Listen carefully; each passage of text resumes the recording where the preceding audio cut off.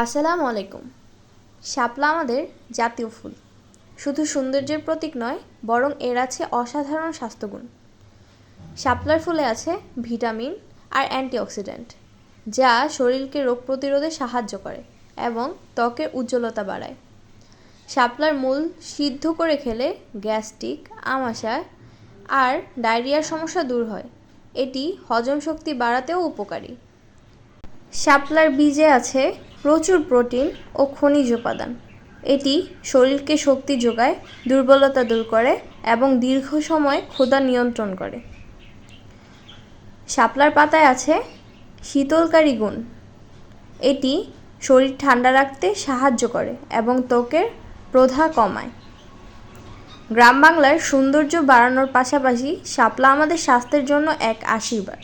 তাই শাপলা শুধু ফুল নয়, প্রকৃতির এক অপর দান।